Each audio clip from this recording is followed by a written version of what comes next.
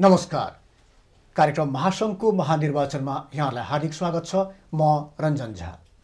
दर्शकवृन्द, निजी क्षेत्रको छाता सङ्गठन नेपाल उद्योग वाणिज्य महासङ्घको 54औं साधारण सभा अबको केही बेरमा सुरु हुँदैछ र यही साधारण सभाले महासङ्घको नयाँ कार्यकारिणी समिति समेत चयन गर्नेछ। वरिष्ठ उपाध्यक्ष स्वतः अध्यक्ष बन्ने महासङ्घको विधानअनुसार शेखर गोल्छा महासङ्घको 19औं अध्यक्ष बन्ने लगभग निश्चित भइसकेको छ। यता वरिष्ठ उपाध्यक्ष पदका लागि चन्द्रप्रसाद ढकाल र किशोर कुमार प्रधानले उम्मेदवारी दिएका छन्।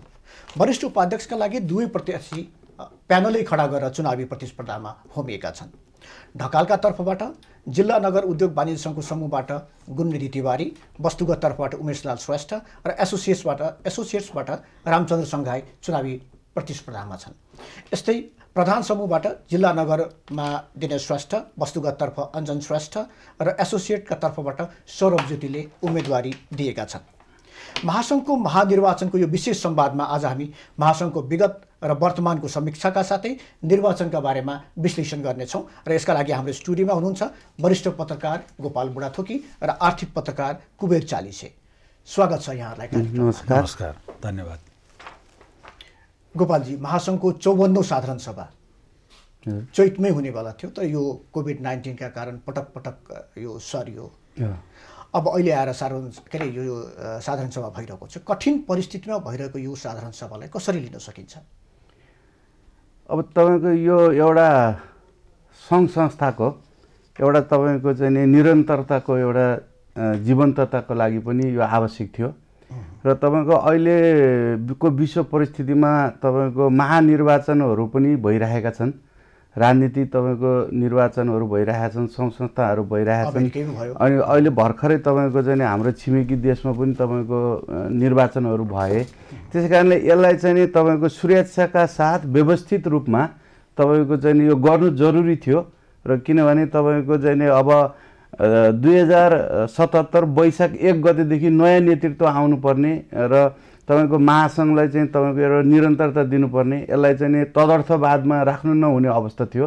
त्यो चाहिँ जुन अहिले हुन गइरहेको छ त्यो चाहिँ तपाईँको चाहिँ जरुरी थियो, त्यो हुनुपर्ने थियो। कुबेरजी, आर्थिक पत्रकारको नाताले महासङ्घको निर्वाचनलाई बडो नजिकबाट निहालिरहनु भएको छ होला।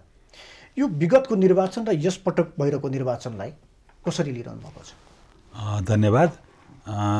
निर्वाचनहरू चाहिँ आवधिक निर्वाचन चाहिँ एउटा स्वस्थ सभ्य प्रजातान्त्रिक समाजको लागि आवश्यक कुरा हो, त्यसमा कुनै शङ्कै भएन। त्यो हिसाबमा चैतमै हुनुपर्थ्यो। यहाँले नै भन्नुभयो जस्तै पटक पटक सर्दै गएर अहिले बल्ल अब आजदेखि अधिवेशन सुरु हुन्छ, पर्सि चाहिँ शनिबारलाई निर्वाचनको कार्यक्रम राखिएको छ। महासङ्घमा पछिल्ला निर्वाचनहरू हेर्दै ल्याउँदाखेरि अलि बढी महँगिला, पहिलाभन्दा खर्चिला। हुन त सबै अन्य निर्वाचनहरू चुनावहरू पनि खर्चिला हुँदै गए। महासङ्घको पनि स्वतः हुने नै भयो, यही समाजको एउटा छाया हो, एउटा क्षेत्र हो। एउटा महँगो हुँदै गयो। त्यसले गर्दाखेरि चाहिँ भोलि कोही म खर्च गर्दिनँ तर एउटा भिजन छ मसँग, निजी क्षेत्रलाई यसरी अगाडि लानुपर्छ भन्ने किसिमका व्यक्तिहरू आउन सक्छन्। उनीहरूलाई चाहिँ अब पैसा खर्च गर्न, किन फेरि यो भोलिन्टरी संस्था हो, त्यहाँ गएर तलब रेगुलर आउने होइन। तपाईँले समय दिने, तपाईँको आफ्नो बुद्धि लगाएर भिजन एउटा बनाएर निजी क्षेत्रलाई यसरी हाँक्छु भन्ने एउटा उसमा खर्च गरेर किन जाने भन्ने कुरा आउँछ। त्यसले गर्दा संस्थाको नेतृत्वमा क्षयीकरण हुने सम्भावना देखिन्छ। यो प्रक्रिया अब अहिले चाहिँ जसरी बढिरहेछ पछिल्ला 3, 4, 5 वटा निर्वाचनहरू, यसले गर्दा संस्थाको नेतृत्वमा क्षयीकरण हुँदै जाने सम्भावना बढ्दो देखिन्छ अहिले। अर्को चाहिँ हुन त अब यो प्रायः सबै गरिब देशहरूको यो उस्तै चरित्र देखिन्छ, नेपाल मात्र होइन। नेपाल जस्ता एलडिसीहरू सबैको चुनाव भनिसकेपछि त्यहाँ चाहिँ अब प्रत्येक कोणबाट राजनीति हाबी हुने देखियो।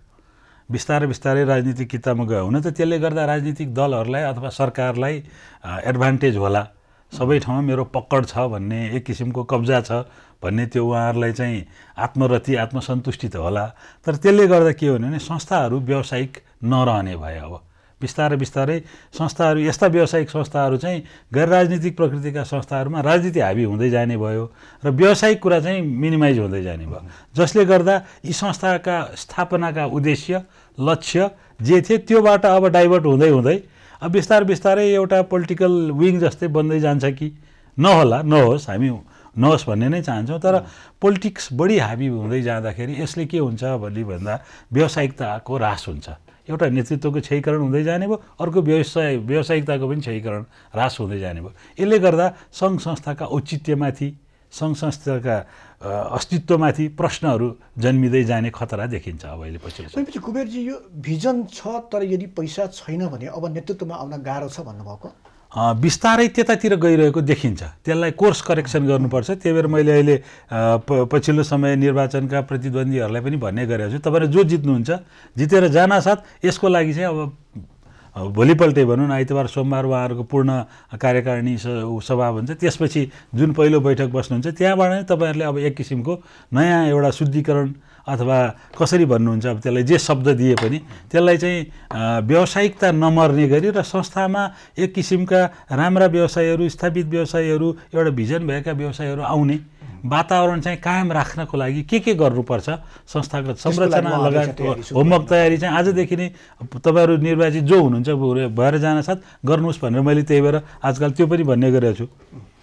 गोपालजी, यो नेपाल उद्योग वाणिज्य महासङ्घको कुरा गर्दाखेरि यो त अब एउटा व्यावसायिक संस्था त छ नै, तर हामीहरू पनि एउटा बौद्धिक थलो पनि हो। त्यहाँ जुन स्थापनाको उद्देश्यको हामीले कुरो गऱ्यौँ भने सरकारलाई राय सल्लाह दिने, सुझाव दिने, सरकारलाई खबरदारी गर्ने, उद्योगको वातावरण बनाउने जस्ता विभिन्न के अरे लक्ष्य भनौँ न या उद्देश्य चाहिँ त्यो थियो। अब यो यसपालि हेर्दाखेरि यो बौद्धिक थलोमा गुटबन्दी एकदमै बढी देखियो। अब यो गुटबन्दीले महासङ्घलाई कहाँ पुर्याउँछ? महासङ्घको तपाईँको यो पछिल्लो कालखण्डमा हेर्ने हो भने तपाईँको जब यो अहिलेको कार्यकाल यो 3-3.5 वर्षभन्दा अगाडिसम्म त्यो विषय अलि कम हो कि गुटबन्दी जस्तो थियो। तर जब तपाईँको चाहिँ नि यो 2000 यो 2.5-3 वर्ष अगाडि भनौँ, 3 वर्ष 3.5 वर्ष अगाडि जुन चाहिँ तपाईँको विधानमा चाहिँ प्रत्यक्ष निर्वाचनलाई चाहिँ नि खारेज गरेर चाहिँ तपाईँको जुन वरिष्ठ उपाध्यक्ष नै स्वत अध्यक्ष हुने चाहिँ नि तपाईँको विधानमा संशोधन गरेर आयो नि, त्यसपछि तपाईँको चाहिँ नि महासङ्घ चाहिँ नि मेरो आफ्नो तपाईँको चाहिँ नि मैले बुझेसम्म, मैले जानेसम्म व्यवसायीहरूसँगको चाहिँ तपाईँको चाहिँ नि हाम्रो अन्तर्क्रिया हुँदाखेरि चाहिँ यो के हो भने तपाईँको चाहिँ नि झन्झन कमजोर हुँदै आयो। कमजोर किन हुँदै आयो भने तपाईँको चाहिँ त्यहाँका चाहिँ नि पुराना चाहिँ नि तपाईँको चाहिँ नि पूर्व चाहिँ नि अध्यक्षहरू, पूर्वजहरूले तपाईँको महासङ्घमा चाहिँ खुट्टै नराख्ने, तपाईँको चाहिँ नि एउटा यो प्रत्यक्ष अहिलेको भन्नुहोस् न प्रत्यक्ष निर्वाचन प्रणालीलाई तपाईँको खारेज गरेर स्वतः चाहिँ नि तपाईँको वरिष्ठ उपाध्यक्ष अध्यक्ष हुने भन्नासाथ त्यहाँ चाहिँ नि तपाईँको दुईवटा प्यारलल तपाईँको चाहिँ एउटा शक्ति चाहिँ तपाईँको त्यहाँ महासङ्घमा रहने भयो। एउटा आगामी आउने चाहिँ नि अध्यक्ष निश्चितै भयो, एउटा तपाईँको चाहिँ अध्यक्ष भइराखेको भयो। गुटबन्दी त्यहाँबाट चाहिँ तपाईँको बढेर गयो। त्यसले गर्दाखेरि तपाईँको के भयो भन्दाखेरि मलाई लाग्छ लगभग चाहिँ तपाईँको 8-9 जना चाहिँ उपाध्यक्ष अध्यक्ष पूर्व अध्यक्षहरूले यो चाहिँ प्रत्यक्ष निर्वाचन प्रणालीले चाहिँ हामी चाहिँ यो गर्नुहुन्न, महासङ्घलाई कमजोर बनाउँछ भनेर उहाँहरूले लिखित रूपमा पनि धेरै तपाईँको प्रयास पनि गर्नुभएको थियो। त्यसपछि तपाईँको चाहिँ यो मलाई लाग्छ 3 वर्षको चाहिँ यो कार्यकाल भनेको चाहिँ तपाईँको चाहिँ महासङ्घको लागि चाहिँ निकै नै दुर्भाग्यपूर्ण भयो।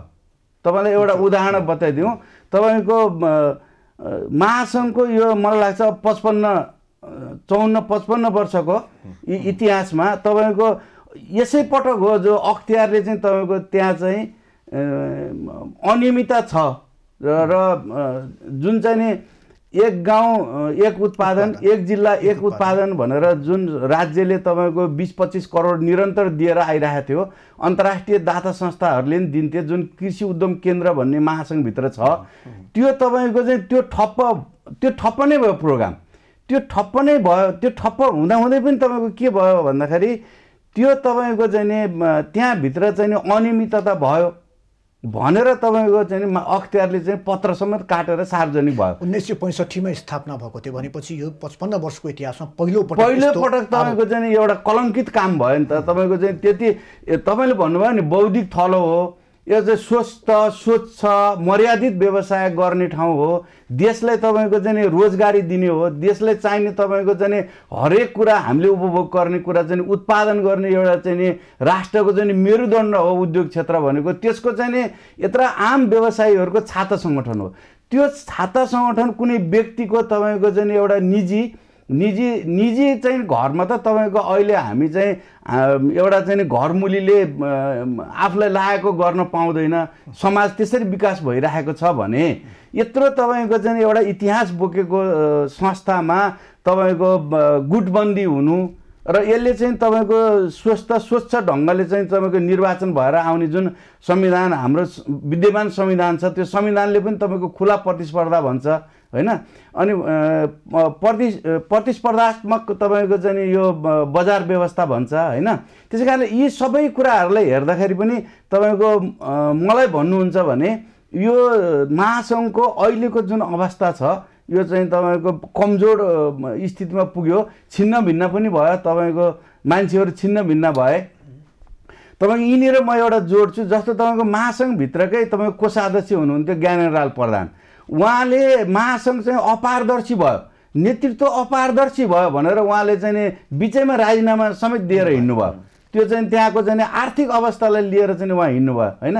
भन्दाखेरि महासङ्घ चाहिँ तपाईँको अब कुन अवस्थामा रहेछ भन्ने कुरा त हामी त यही एक दुईवटा घटनाले पनि, मैले जुन घटनाहरू भने यी घटनाहरूले पनि पुष्टि गर्छ। अनियमितता, भ्रष्टाचार, राजनीति यी तिनटै कुरा हाबी भएर तपाईँको जो अग्रजहरू थिए जसले चाहिँ महासङ्घलाई एउटा छाता सङ्गठनको रूपमा एउटा तपाईँको उद्योगी व्यवसायीहरूको चाहिँ हित प्रवर्धन गर्ने, तपाईँको चाहिँ रोजगार दिने, रोजगारदाता बन्ने जुन चाहिँ तपाईँको एउटा उद्देश्यले चाहिँ महासङ्घ चाहिँ स्थापना भएको थियो, त्यहाँ चाहिँ तपाईँको पछिल्लो कालमा नारामरसँग धक्का लागेको महसुस गरेको छु मैले। भनेपछि पहिलो जुन समस्या जहाँबाट सुरु भयो यो वरिष्ठ उपाध्यक्ष स्वतः अध्यक्ष बन्ने जुन प्रावधान आयो त्यहीबाट समस्या सुरु भएको हो। त्योभन्दा अगाडि पनि तपाईँको अलिअलि केही चाहिँ तपाईँको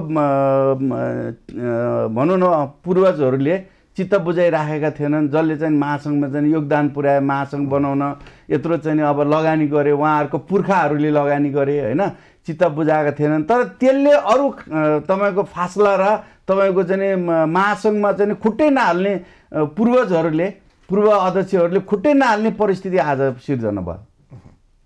कुबेरजी, यसपालि पनि अब प्यानलै खडा गरेर ढकाल पक्ष र प्रधान पक्ष प्यानलै खडा गरेर अगाडि चुनावमा होमिएका छन्।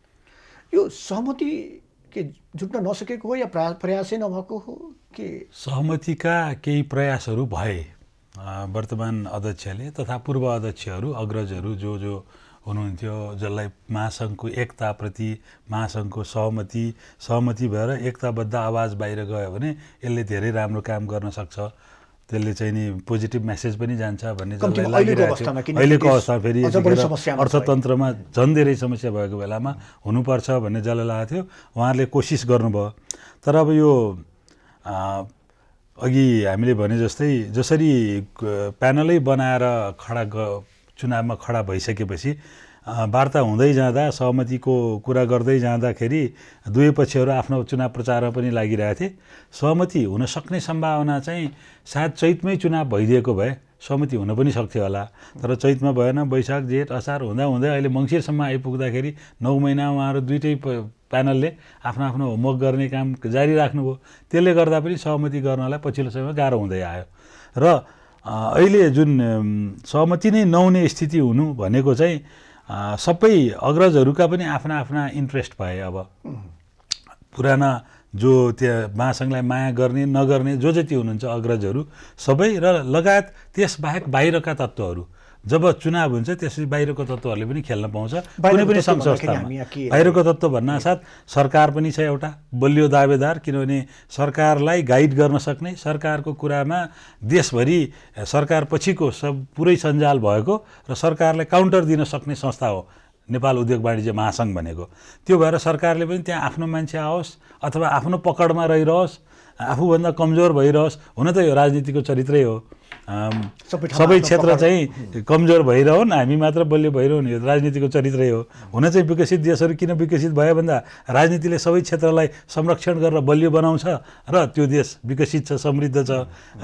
नेपाल जस्ता देशहरूमा चाहिँ राजनीति जहिले पनि हाबी भइरहने, सर्वेसर्वा भइरहने, सबै क्षेत्रलाई कमजोर बनाइरहने, मिडियालाई कमजोर बनाइरहने, पत्रकारितालाई, डक्टरलाई, प्रोफेसरलाई, इन्जिनियरलाई सबैलाई कमजोर बनाउने ताकि आफ्नो एक छत्र राज चाहिँ गर्न पाइरोस् भने। त्यो भएर महासङ्घमा पनि त्यो देखिन्छ। अनि त्यो खेल्ने ठाउँहरू हुन्छ।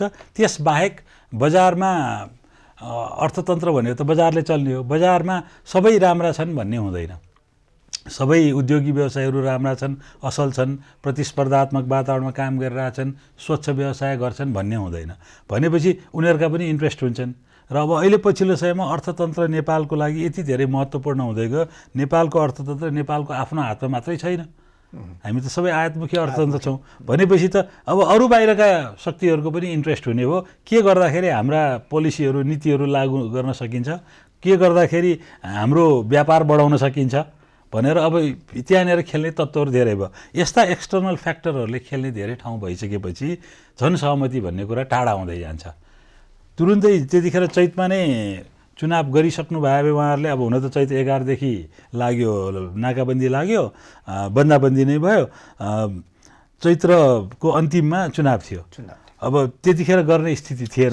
तर त्यसपछि सर्दै सर्दै पटक चौथोपल्ट सबन सर्यो। सरेर यहाँसम्म आइपुग्दाखेरि सहमति पनि झन् सर्दै गयो। सहमति हुँदाखेरि यतिखेर यो देश नै जर्जर स्थितिमा रहेको, अर्थतन्त्र झन् कमजोर स्थितिमा रहेको, यतिखेर एउटा सहमतिको एउटा एकताबद्ध स्वर चाहिँ बाहिर जाँदाखेरि त्यसले निजी क्षेत्रलाई, रोजगार लिनेहरूलाई, रोजगार दिनेहरूलाई, साथै सरकारलाई, सबैलाई एउटा पोजिटिभ मेसेज जान्थ्यो। त्यो चाहिँ हुन सकेन। अब आज अधिवेशन सुरु हुन्छ उहाँहरूको 54औं। आज र भोलि शनिबार त निर्वाचनको कार्यक्रमै उहाँहरूले राखिसक्नु भएको छ। निर्वाचन हुने नै देखियो। अब गोपालजी, चैत्र 11 गते सरकारले लकडाउन गर्यो र त्यसपछिको हामीले अवस्था हेऱ्यौँ भने लगभग देशको अर्थतन्त्र धराशायी नै भएको छ। आम मानिसको रोजगारी छुटेको छ। अब हामीले भन्यौँ भने उद्योगी व्यवसायहरूमा पनि एक किसिमको चिन्ता छ, लगानी गरौँ कि नगरौँ, किनकि बजार यही हो। भनौँ न आत्मविश्वास नै उनीहरूमा हराएर गएको छ। अब यस्तो अवस्थामा वास्तवमा यसपालि जुन महासङ्घको जुन निर्वाचन भइरहेको छ, त यो निर्वाचनको एजेन्डा चाहिँ के हुनु पर्थ्यो उहाँहरूको?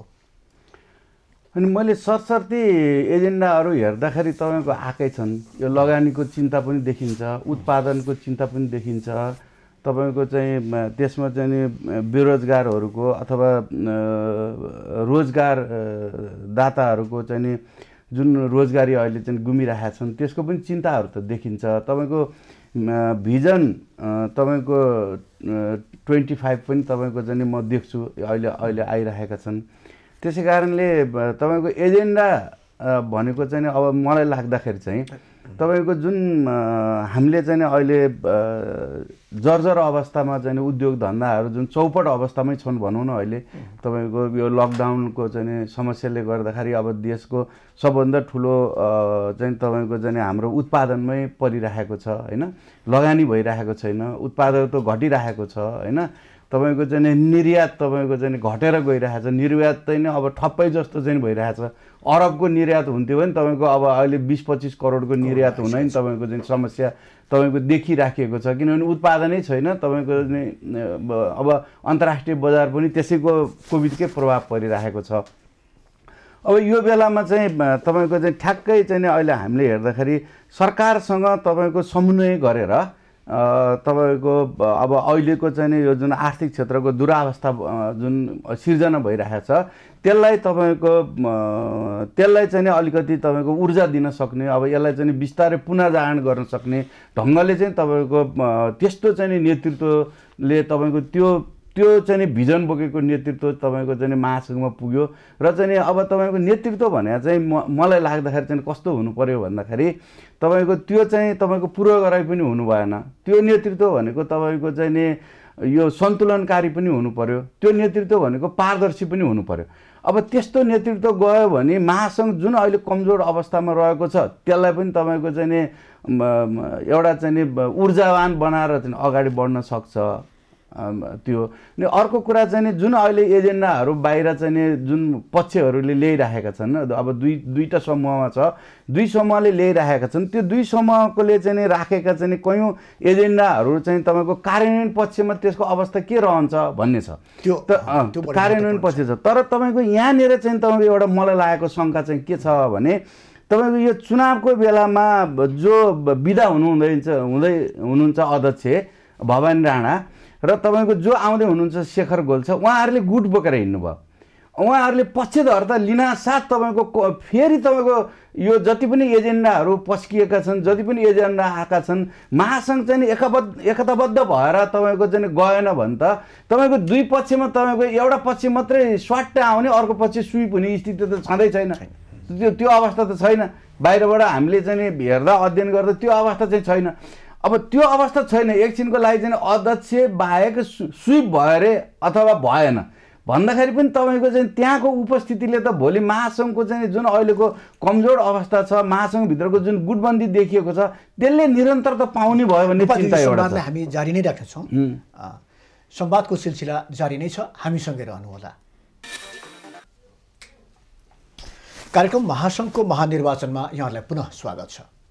कुबेरजी, 1965मा महासङ्घको स्थापना भएको थियो र त्यति बेला स्थापना हुँदाखेरि मुख्य लक्ष्य के राखेको थियो भने उद्योग व्यापार प्रवर्धनमा उत्प्रेरकको भूमिका निर्वाह गर्ने, उद्योगी व्यवसायलाई समाजप्रति उत्तरदायी बनाइने, उद्योग व्यवसाय मैत्री वातावरण बनाउन सरकारलाई सुझाव दिने, सहकार्य गर्ने र आवश्यक परे खबरदारी गर्ने, राष्ट्रिय र अन्तर्राष्ट्रिय सङ्घ संस्थासँग समन्वय गरिदिने। तर अहिले हेर्दाखेरि यो महासङ्घ आफ्नो जुन मूल लक्ष्य थियो त्यो लक्ष्यबाट अलिकति कता कता राजनीतितिर बढी गएको जस्तो देखिन्छ।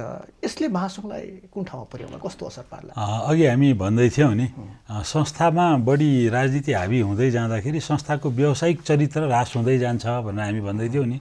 त्यसैको यो बाई प्रोडक्ट हो। संस्था उद्योग वाणिज्यमा नेपाल उद्योग वाणिज्य महासङ्घको स्थापना नेपालमा उद्योगहरूको प्रवर्धन गर्नलाई भयो हो। उद्योगीहरूका समस्याहरूका बारेमा सरकारसँग बसेर टेबल टक गरेर समाधान गर्ने, नीतिमा सल्लाह दिने र त्यसलाई कसरी अब नेपालको निर्यात बढाउनु पर्यो भनेर सरकारले कुनै नीति ल्याएन, कसरी बढाउन सकिन्छ, के समस्या छन्, के समस्यालाई समाधान गरेर सरकारले के समस्यालाई सम्बोधन गरिदियो भने उद्योग निर्यात बढाउन सकिन्छ भनेर सल्लाह दिने भनेको एक किसिमको सरकारकै एउटा सल्लाहकार र अर्को सरकारलाई खबरदारी गर्ने पनि यो दुवै रोल हो। पछिल्लो समयमा हेर्दै जाँदा के भयो भने महासङ्घको त्यो व्यावसायिक चरित्रमा ह्रास हुँदै आयो। तपाईँले भन्नुभएको जस्तै किन भयो भन्दा चुनाव लक्षित भयो। चुनाव जित्नु पर्यो, चुनाव जित्नको लागि सरकारको साथ चाहियो र सरकारले अघि हामीले कुरा गरिहाल्यौँ महासङ्घ अथवा कुनै पनि सङ्घ संस्थालाई आफ्नो पकडमा राखिरहन चाहने भयो, जुनसुकै सरकार होस्। त्यसो हुँदाखेरि त्यो संस्था कुनै पनि संस्थाको व्यावसायिक चरित्रमा ह्रास आउँछ, यसको पनि ह्रास आएकै हो। सरकारसँग मिलेर सरकारसँग अगाडि बढ्ने के कुरा हुन् र सरकारलाई खबरदारी गर्ने के कुरा हुन् भन्ने कुरामा छलफल हुनुपर्नेमा महासङ्घ चाहिँ अब निर्वाचन जित्नलाई सरकारको सहायता चाहिन्छ, कुनै सरकार सम्बद्ध राजनीतिक दलको सहायता चाहिन्छ, त्यो भएर नबोलिदिने, सरकारलाई अप्ठ्यारो पर्छ भने नबोलिदिने। तर नेपाल उद्योग वाणिज्य महासङ्घले नबोलिदिँदैमा समस्या समाधान हुने त होइन। आजको मितिमा नेपालको औद्योगिक क्षेत्र धराशायी छ। नेपालको औद्योगिक क्षेत्रमा सरकारले गर्नुपर्ने जुन स्टिमुलस प्याकेजहरू ल्याउनु पर्थ्यो, जुन विश्वभरि ल्याइयो, भारतमा त चौथोपल्ट ल्याइसक्यो। हामी कहाँ बजेटमा एउटा उधारो टाइपको राहत प्याकेज ल्याइयो, त्यसमा पनि कार्यान्वयनमा अझै गइसकेका छैन। हामी 5औँ महिना मङ्सिर भनेपछि साउन भदौ असोज कार्तिक मङ्सिर 5औँ महिना अहिले रनिङ गरिरहेछौँ। अब यो 6औँ महिना पुगिसकेपछि त्यो कार्यविधि बनाउँदा गर्दा यो आर्थिक वर्षै सिद्धिन्छ भनेपछि त त्यसको कुनै अर्थै भएन। यस्ता कुराहरूमा खबरदारी गर्नुपर्ने हो, उद्योगी व्यवसायीहरूले गर्नुपर्यो। तर कतातिर लाग्यो त भन्दा अब चुनावतिर लाग्यो। चुनावको एजेन्डा के भयो भने अब कसरी हुन्छ, चुनाव जित्नु छ, चुनाव जित्नको लागि किन अर्को पक्षलाई, कुनै पनि पक्षलाई किन अब नराम्रो बोलेर रिसाउने, किन भोलि हारिएला। त्यसो भएपछि व्यावसायिक चरित्रमा ह्रास हुन्छ नै। अघि पनि हामीले भन्यौँ व्यावसायिक चरित्रमा ह्रास हुनुको कारण नै महासङ्घ नेपाल उद्योग वाणिज्य महासङ्घको जे उद्देश्यका साथ स्थापना भएको थियो त्यो उद्देश्य पुरा हुँदैन। पुरा नहुनासाथ देशभरिका उद्योगी व्यवसायीहरूको पीडा पनि आफ्नो ठाउँमा रहिरहन्छ, बढिरहन्छ। जस्तो अहिले राहत प्याकेजहरूले उनीहरूलाई सम्बोधन गर्न सकेका छैन। तपाईँ हामीले यही फोरममा बसेर, यही ठाउँमा बसेर साउनमा बजेट आउन साथ जेठमै पनि छलफल गऱ्यौँ। यो उधारो आयो आश्वासन, यसले केही पनि मद्दत गर्न सक्दैन। अहिले पनि त्यो स्थिति कायम छ। तर उहाँहरूको एजेन्डा त्यता गएन। उद्योग वाणिज्य महासङ्घले ल खोइ हामीलाई केही पनि आएन, अहिलेसम्म छिटो गर्नु पऱ्यो भन्नेतिर लाग्नु भएन। उहाँहरू चुनावतिर लाग्नुभयो। चुनाव लम्बियो। अब यो अर्कै फेरि विशेष परिस्थितिका कारण लामो हुँदै गयो, सर्दै गयो। त्यो त कसैको पनि दोष होइन, यो एउटा दुर्घटना नै भनौँ। तर एजेन्डाबाट विमुख हुँदै जानुभयो। यसरी एजेन्डाबाट विमुख हुँदै जाँदा त्यसको क्षति राष्ट्रले पनि बेहोर्नुपर्छ। जुन अहिले हामीले देखिरहेछौँ देशमा रोजगारीको समस्या बढिरहेछ। संविधानमा के लेखिया छ? रोजगारीको प्रत्याभूति गरिया छ। संविधानमै के लेखिया छ? नेपालमा उद्योग व्यवसाय चलाएर मेरो व्यवसाय चलाएर खान पाउँछु भन्ने पनि ल्याएको छ। यो दुईटै कुरा संरक्षण गर्नु पर्यो नि सरकारले। रोजगारी पनि संरक्षण गर्नु पर्यो, रोजगारीको नाउँमा उद्योग व्यवसाय नै बन्द गर्नु पनि भएन। भनेपछि कसरी दुईटै संरक्षण गर्ने भन्ने कुरामा त अब सरकारको भूमिका प्रमुख देखिन्छ। सरकार र निजी क्षेत्र मिलेर, उद्योग वाणिज्य सङ्घ मिलेर के गर्दाखेरि उद्योग अहिलेको भन्दा बढी क्यापेसिटीमा चलाउन सकिन्छ, रोजगारी कसरी कम जुन घटाइरहेछ त्यसलाई कसरी बढाउन सकिन्छ भन्नुपर्नेमा अब यो संवाद भएन, संवादहीनता भयो। सरकारले रात उपलब्ध नगराउने, अब उद्योग चलाउन नसकेपछि उद्योगीले स्वाभाविक रूपमा चाहिँ कटौती गर्ने, कानुनले दिएको अधिकार प्रयोग गरेर कटौती गर्ने भनेपछि त समस्या त समाधान भएन। यो संवादहीनतालाई नेपाल उद्योग वाणिज्य महासङ्घकै कमी कमजोरीको कारणले अगाडि बढाउन सकिएन हो। त्यो उद्देश्यबाट विमुख भएको पनि त्यही भएर भयो। अनि यसकारण यो व्यावसायिक चरित्रमा ह्रास हुँदै जाँदाखेरि यस्ता समस्याहरू आउने हुन्। यस्ता समस्याहरू नआउनलाई अब आउने नेतृत्वले चाहिँ सुरुदेखि डे वानदेखि नै हाम्रो उद्देश्य के हो, हाम्रो लक्ष्य के हो भनेर, र यतिखेर त झन् उहाँहरूको भूमिका ठुलो छ। अघि पनि हामीले चर्चा गऱ्यौँ, यतिखेर अर्थतन्त्र धराशयी छ, यतिखेर रोजगारीमा समस्या छ, उद्योग व्यवसायमा समस्या छ, लगानीकर्तामा आत्मविश्वास छैन। मैले लगानी गर्ने कि नगर्ने, हिजो पनि थिएन, आज पनि झन् छैन। आज झन् आत्मविश्वास गुमाएको छ, सुरक्षा छैन। अब म कुबेरजी मैले अलिकति जोडेँ यसमा। हजुर, विशेष गरिकन अब ठुला उद्योगी व्यवसायीसँग त केही दिनसम्म आफूलाई जसरी पनि सस्टेन गर्ने अवस्था छ, तर साना र मझौला व्यवसायी उद्योगीको हामीले अवस्था हेर्ने भने उनीहरू त विस्थापित अवस्थामै पुगिसकेका छन्। तर उनीहरूको लागि बोलिदिने पनि भइदिएन। खास गरिकन यो अवस्थामा निकै महत्त्वपूर्ण नेपाल उद्योग वाणिज्य महासङ्घले यतिखेर जतिखेर यो महामारी सुरु भयो र जतिखेर उद्योगहरूमा चाहिँ समस्या आयो त्यतिखेरै उनीहरूले एउटा टास्क फोर्स बनाएर अध्ययन गराउनु पर्थ्यो हाम्रा कति उद्योगहरूमा असर पर्यो, कति रोजगारी कटौती हुँदैछ, कति उद्योगको क्षमता घटे र कति उद्योगहरू चाहिँ बन्दै भए। त्यो गरेर सरकारकोमा गएर ल हाम्रो यति चाहिँ उद्योगहरू बन्द भए, यति उद्योग बन्द हुनासाथ यसले प्रत्यक्ष रूपमा यति रोजगारीलाई असर गर्यो, अप्रत्यक्ष यतिलाई गर्यो, ठुला उद्योग यति बन्द भए, मझौला उद्योग यति भए, साना उद्योग यति बन्द भए। त्यो गरेर उनीहरूले स्टडी गरेर, अघि पनि हामीले भन्यो उद्योग वाणिज्य महासङ्घ त बौद्धिक थलो पनि हो, त्यहाँ त निरन्तर यस्ता कुराहरूमा अनुसन्धान अध्ययन भइरहनु पर्थ्यो। त्यो गर्ने परम्परा हामीले अगाडि बढाएनौँ। बिचमा अलिअलि गर्ने भनेर सुरु पनि भएको थियो, तर त्यसलाई अगाडि बढाएनौँ। विभिन्न सङ्घ संस्थाहरूको सहयोगमा, विभिन्न विकास साझेदारहरूको सहयोगमा यस्ता अध्ययन गराएर अनि त्यसबाट प्रतिवेदन निकालेर सरकारलाई ल यसको यो समस्या हो, यो समस्या समाधान गर्नलाई सरकारले यो गरिदिनुपर्छ भनेर उहाँहरू त्यो समाधानसहित सरकारकोमा जानुपर्ने हो। त्यसपछि सरकार पनि सुन्न बाध्य हुन्थ्यो र सरकारले त्यो ल्याउँथ्यो। नल्याएको खण्डमा उनीहरूले घचघचाइरहन्थे। तर त्यो वातावरण त्यो बन्नै सकेन। त्यो एक किसिमको एक्सर्साइज गर्ने, त्यो अभ्यास गर्ने वातावरण बन्नै सकेन, जसले गर्दा उद्योगीहरू पनि पीडित भए। उद्योग पीडित भएपछि रोजगारी पनि पीडित भयो, रोजगार पाउने पनि पीडित भयो र समग्र अर्थतन्त्रै पीडित भयो। र त्यसको असर कहाँ पर्यो भने सरकारलाई राजस्व आएन। यदि उद्योग चल्यो भने त्यो उद्योग चल्न साथ त्यहाँबाट जसले काम पाउँछन् कामदारहरू उनीहरूको स्यालेरीबाट आयकर काटिन्छ, उद्योगले कमाएकोबाट आयकर पाउँछ, त्यसपछि भ्याट अरू विभिन्न किसिमका राजस्वहरू गरेर सरकारलाई त खर्च आउँथ्यो र त्यही खर्चले सरकारले विकास निर्माण गर्ने, सरकारी कर्मचारीहरूका तलब हुन्थ्यो। अब एउटा स्थिति यस्तो भयो कि सरकारी कर्मचारीलाई तलबै खुवाउन नसक्ने स्थिति नै आयो। भनेपछि त सरकार पनि असक्षम देखियो, निजी क्षेत्र पनि आफ्नो काममा चाहिँ त्यति दक्ष देखिएन, एफिसियन्ट देखिएन। भनेपछि दुईटैको कारणले गर्दा अहिले नेपाली नागरिकहरूले नेपालको अर्थव्यवस्थाले किन दुःख बिहोर्नु परिरहेछ भन्दा यो दुईटै पक्ष चाहिँ आफ्नो लक्ष्यमा इमान्दार भएर लागेनन्। त्यो भएको हुनाले गोपालजी थोरै अब निर्वाचनकै फेरि म कुरो गर्छु। अब शेखर गोल्छा विधानअनुसार भनौँ उहाँ अध्यक्ष भइसक्नु भएको छ, तर एउटा के देखियो भने उहाँले खुला रूपमै एउटा निश्चित प्यानललाई उहाँले समर्थन गरेको देखियो। हुन त निर्वाचन हो, हुनसक्छ उहाँले समर्थन गरेको प्यानल जित्न पनि सकोस् तर पराजित पनि हुन सकोस्। अब यदि मानौ उहाँले समर्थन गरेको पक्ष पराजित भयो भने भोलि पर्सि अर्को पक्ष त्यहाँ आउला, त्यसपछि त काम गर्न त अलिकति कठिनाइ होला नि त, झन् अप्ठ्यारोमा पर्ला महासङ्घ होइन र? यो पक्ष अघि पनि मैले अलिकति कुरा राखिसकेँ होइन।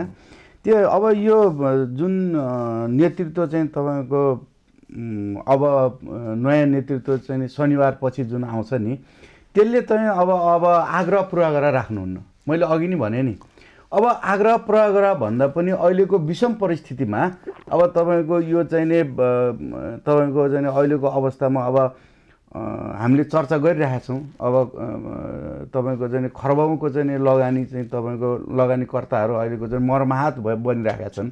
तपाईँले चाहिँ ठुला व्यवसायीले त तपाईँको चाहिँ अलिकति सर्भाइभ गर्लान्, तर साना भनेर भन्नुभयो, ठुलाको पनि भन्नु न, अरबौँको लगानी गरेको 5 स्टार होटलकै एउटा तपाईँको कुरा लिनुहोस्। उनीहरूको चाहिँ अब त्यत्रा रोजगार पाएको थियो, 5 स्टार होटलमा कामदारहरूले रोजगारी पाएको थियो, तिनीहरूको चाहिँ अवस्था चौपट छ अहिले होइन। त्यसै कारण तपाईँको चाहिँ अबको नेतृत्व जो पुगे पनि चुनावमै तपाईँको शनिबार के भयो अथवा आइतबार के भयो भनेर अब लाग्यो भने चाहिँ तपाईँको महासङ्घ त अब तपाईँको त्यो विघटन गर्दै पनि हुन्छ। अबको चाहिँ तपाईँको चाहिँ अवस्था भनेको तपाईँको चाहिँ नि दुवै पक्ष जो जतिजना पुग्छन्, चाहे 5 जना एउटा पक्षको पुगोस्, अरू चाहिँ 60 जना अर्को पुगोस् होइन, त्यहाँ त तपाईँको लगभग चाहिँ 70 जनाको तपाईँको कार्यकारिणी समिति हुन्छ, त्यसपछि स्थायी समिति हुन्छ, त्यसपछि पदाधिकारी चाहिँ तपाईँहरूको चाहिँ हुन्छ। अब पदाधिकारीमा पनि तपाईँको फेरि अल्पमत बहुमत भन्न थालेर तपाईँको मनोनितदेखि लिएर दुनियाँ झगडा गर्न थाल्यो भने त्यो तपाईँको चाहिँ अर्को चाहिँ महासङ्घलाई चाहिँ त्यो अर्को चाहिँ 3 वर्ष तपाईँको चाहिँ कष्टकर अवस्था भोग्नुपर्ने अवस्था आउन सक्छ। त्यसै कारणले अहिले भनेको तपाईँको भन्नु न यातायात भन्नुहोस्, अब तपाईँको लगानीको सुरक्षा भन्नुहोस्, घट्दो निर्यात भन्नुहोस् होइन, अब बढ्दो आयात भन्नुहोस्, यो जति पनि तपाईँको अवस्था छ यसलाई चाहिँ अब के गर्ने भन्दाखेरि यो 60-65 जनाको जुन चाहिँ तपाईँको नेतृत्व अब महासङ्घमा पुग्छ, त्यो नेतृत्वले तपाईँको चाहिँ नेतृत्व पारदर्शी हुनुपर्छ, नेतृत्व तपाईँको पूर्वग्राही हुनुहुन्न, नेतृत्व तपाईँको सन्तुलनकारी हुनुपर्छ, नेतृत्वले चाहिँ तपाईँको आफूले राखेका एजेन्डा मात्रै होइन, विपक्षीलाई राखेका एजेन्डा पनि तपाईँको चाहिँ आम उद्योगी व्यवसायीको हितमा र तपाईँको राष्ट्रको हितमा छन् भने तिनलाई पनि आफ्नो सम्पत्ति मान्नुपर्छ। तपाईँको जति पनि तपाईँको चुनावमा आएका एजेन्डाहरू छन् तिनलाई चाहिँ आफ्नो सम्पत्ति मान्नुपर्छ र तपाईँको उद्योगी व्यवसायीहरू पनि तपाईँको अत्यन्तै अब संवेदनशील भएर राष्ट्रको बारेमा सोचेको जस्तो मलाई लाग्दैन। म तपाईँलाई एउटा उदाहरण बताइदिन्छु। जस्तो हामीले 2048 सालमा चाहिँ निजीकरणको अभियान ल्यायौँ। निजीकरणमा चाहिँ तपाईँको यहाँ यस्ता राम्रा राम्रा उद्योगहरू थिए जो चाहिँ हाम्रा चाहिँ आधारभूत आवश्यकता चाहिँ पुरा गर्ने उद्योगहरू थिए। तपाईँ भन्नुहोस् बाँसबारी छाला जुत्ता कारखाना, तपाईँको हरिसिद्धि इँटा टायल कारखाना, तपाईँको चाहिँ बिर्कुटी कागज कारखाना, हेटौँडा कपडा कारखाना, यिनीहरूलाई चाहिँ तपाईँको अहिले चाहिँ यिनीहरूको नाम निशाना छैन। हेर्नुहोस् 2048 सालमा त्यो आइसकेपछि अर्थमन्त्री हुनुहुन्थ्यो तपाईँको महेश आचार्य, प्रधानमन्त्री हुनुहुन्थ्यो तपाईँको गिरिजाप्रसाद कोइराला। उहाँले चाहिँ हामी 5-7 जना पत्रकारहरूलाई बोलाउनु भयो। अनि मलाई शङ्का लाएर मैले भने प्रधानमन्त्रीज्यू निजीकरण त गर्नुभयो, यो निजीकरणको अहिले जुन चाहिँ तपाईँले चाहिँ सरकारले चलाउँदाखेरि जुन अवस्था छ यो चाहिँ नि के भन्छ भोलि चाहिँ यसले रोजगारी दिन्छ, उत्पादन वृद्धि गर्छ, अनि गुणस्तरीय सामानहरू चाहिँ आउँछन्, यो चाहिँ तपाईँको चाहिँ मार्केटमा उद्योग लगानी चाहिँ बढेर जान्छ भन्नुभयो। तर तपाईँ यसमा ढुक्क हुनुहुन्छ भनेर मैले सोधेँ। होइन यो हुन्छ, तपाईँले चाहिँ के भन्छ यसमा ढुक्क हुनुहोस्, यो सबै कुरा हुन्छ, उत्पादन पनि बढ्छ, गुणस्तर पनि बढ्छ, तपाईँको चाहिँ लगानी पनि बढ्छ, विस्तार पनि हुन्छ, यो उद्योगहरू रोजगारी पनि तपाईँको चाहिँ मान्छेले मनज्ञ पाउँछन् भन्नुभयो है। ल अहिले हेर्नुहोस् त अहिले कहाँ छन् यो विषय, यो मुद्दा तपाईँको उद्योगी व्यवसायले मुद्दा बनाएका छन्।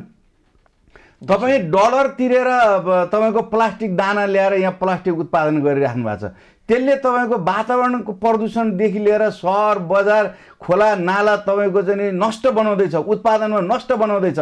त्यसलाई चाहिँ तपाईँको विस्थापित गरेर अरू त्यसको विकल्प खोजौँ भनेर उद्योगी व्यवसायीले तपाईँको चिन्तन मनन गरेका छन्। तपाईँको यो प्लास्टिकले तपाईँको बङ्गलादेशमा त्यही भएर तपाईँको प्लास्टिक चाहिँ तपाईँको प्रतिबन्ध लाग्यो। तपाईँको बम्बईमा तपाईँको प्लास्टिकले गर्दाखेरि बम्बई डुब्यो। त्यसै कारणले तपाईँको यति चाहिँ हेर्दाखेरि सानो कुरा छ, तपाईँको चाहिँ राष्ट्रको लागि ठुलो तपाईँको चाहिँ यो के भन्छ एउटा चाहिँ तपाईँको समस्याको रूपमा चाहिँ प्रदूषणको रूपमा आइरहेको छ। हामी हेर्नुहोस् डलर तिरेर त्यो दाना किनेर ल्याउँछौँ, डलरमा जुन चाहिँ तपाईँको डलरमा किनेर ल्याउँछौँ र सडक चाहिँ त्यसले बिगारिरहेको छ, उत्पादन बिगारिरहेको छ, खोला नाला बिगारिरहेको छ, कुवा बिगारिरहेको छ, धारा बिगारिरहेको छ। तपाईँको यस्तो अवस्था छ।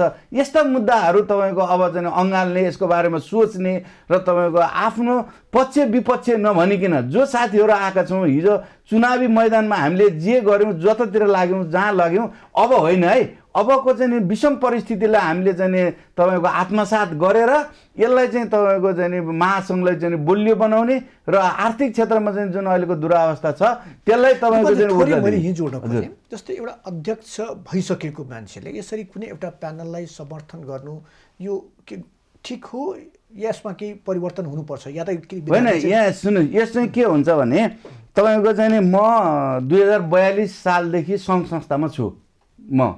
हाम्रो पत्रकार महासङ्घमा कुरा गर्नुहुन्छ भने 2058 सालदेखि 3 वर्षको लागि म उपाध्यक्षमा निर्वाचित भएको थिएँ। त्यहाँ चाहिँ तपाईँको चाहिँ हामीले पहिले के भन्यो भने हामी पारदर्शी हुनुपर्छ हामी। र हामीले हिजो चाहिँ हामीसँग जो चुनाव लड्नुभयो, जसले एजेन्डा चाहिँ तपाईँको चाहिँ राख्नु भएको थियो, हामी पराजित हुनुभयो, उहाँहरूका राम्रा छन् भने त्यसलाई पनि हामीले चाहिँ ग्रहण गर्नुपर्छ। यसलाई हामीले चाहिँ नेपाल पत्रकार महासङ्घको सम्पत्ति मान्नुपर्छ। त्यसलाई चाहिँ तपाईँको गर्नुपर्छ। र यो तपाईँको चाहिँ जस्तो अध्यक्षमा प्रतिस्पर्धा जो गर्छन् तिनीहरू चाहिँ तपाईँको त्यहाँ स्वतः चाहिँ हाम्रो चाहिँ सल्लाहकार समितिमा उहाँहरू बस्नुहुन्छ जो हार्नुहुन्छ होइन। र तपाईँको अब जाने मान्छेले तपाईँको पक्ष लिँदा साथ त चुनावमा धाँधली भइहाल्यो नि। तपाईँ मान्नु न, जो एकछिनको लागि मान्नुहोस्। अब उहाँ त तपाईँको महासङ्घको चाहिँ अहिले साधन स्रोत जे पनि प्रयोग गर्न जहाँ पनि उहाँको त सही चलिरहेको छ होइन, जे पनि चल्छ नि त। तपाईँको यो बेलामा तपाईँको चाहिँ निष्पक्ष भएर उहाँले त हार्दिकतापूर्ण जो आए पनि स्वागत छ, तपाईँहरू निष्पक्ष ढङ्ग स्वतन्त्र ढङ्गले चुनाव लडेर आउनुहोस्। म मेरो उत्तराधिकारीलाई चाहिँ नि मैले चाहिँ हिजो चाहिँ गरेका राम्रा कामहरू चाहिँ तपाईँको सुम्पिँदैछु। मेरा कमजोरी रहेछन् भने तपाईँहरूले करेक्सन गरिदिनु होला, नमस्कार भनेर तपाईँको चाहिँ नि हार्दिकतापूर्वक बिदा हुनुपर्ने बेलामा अब तपाईँको चाहिँ नि एकछिनको लागि मान्नुहोस्, उहाँले सपोर्ट नगरेको, उहाँले समर्थन नगरेको त्यहाँ बहुमत आयो भने महासङ्घमा एउटा दुर्भाग्य के देखिया छ तपाईँले ख्याल गर्नु भएको छ? तपाईँको अध्यक्षलाई तपाईँको पूर्व अध्यक्षलाई खेत प्रस्ताव पारित गरेर तपाईँको चाहिँ सार्वजनिक रूपमा बेइज्जत गर्ने गरिएको छ। अब भोलि तपाईँको चाहिँ त्यो स्थिति तपाईँको कहाँ पुग्छ? भोलि फेरि त्यही चाहिँ नि घटना दोहोरिँदैन भनेर हामी ग्यारेन्टी गर्न सक्छौँ महासङ्घभित्र। त्यसै कारणले महासङ्घको भलो यदि चाहने हो भने तपाईँको अब पक्ष विपक्ष भन्दा पनि महासङ्घको हित कसरी हुन्छ, उद्योगी व्यवसायको हित कसरी हुन्छ भन्ने ढङ्गले चाहिँ हामी लाग्नु पर्थ्यो। अब नेतृत्वले तपाईँको यो कुरा नसोचेपछि त तपाईँको नेतृत्वले चाहिँ जोखिम मोल्यो। जोखिम मोल्दाखेरि संस्थालाई त घाटा लाग्छ, व्यक्तिलाई पनि तपाईँको त्यसले चाहिँ पछिसम्म पिर्छ। मेरो चाहिँ आफ्नो बुझाइ चाहिँ यो। कुबेरजी, हामी अलिक कार्यक्रमको अन्तिममा पनि छौँ, थोरै प्रतिस्पर्धीकै हामी कुरो गरौँ। जस्तै यसपालि वरिष्ठ उपाध्यक्षका लागि चन्द्रप्रसाद ढकाल र किशोर प्रधान हुनुहुन्छ। त्यो जिल्ला नगरका तर्फबाट उपाध्यक्षका लागि गुणनिधि तिवारी र दिनेश श्रेष्ठ हुनुहुन्छ। त्यस्तै वस्तुगत तर्फबाट उमेशलाल श्रेष्ठ र अञ्जन श्रेष्ठ हुनुहुन्छ। र एसोसिएटबाट रामचन्द्र सङ्घाय र सौरभ जेती हुनुहुन्छ। उहाँहरूको व्यक्तित्व र एजेन्डालाई विचार गर्दाखेरि को राम्रो को नराम्रो हुन यो अहिले अलिकति विश्लेषण गर्नु ठिक होइन, तर एजेन्डा र व्यक्तित्वको हिसाबले हामीले कुरा गर्दाखेरि यस्तो छ। उम्मेदवारहरू जो उठ्नु भएको छ उहाँहरू सबैले नेपाल उद्योग वाणिज्य महासङ्घमा लामो समयसम्म काम गरेर एक किसिमको आफ्नो योगदान दिनुभएको छ। त्यो हिसाबमा उहाँहरूले स्वतः दाबी गर्नु उहाँहरूको अधिकारको कुरा हो। त्यस्तै उहाँहरू आफ्नो आफ्नो व्यवसायमा पनि सफल व्यक्तित्वहरू हुनुहुन्छ।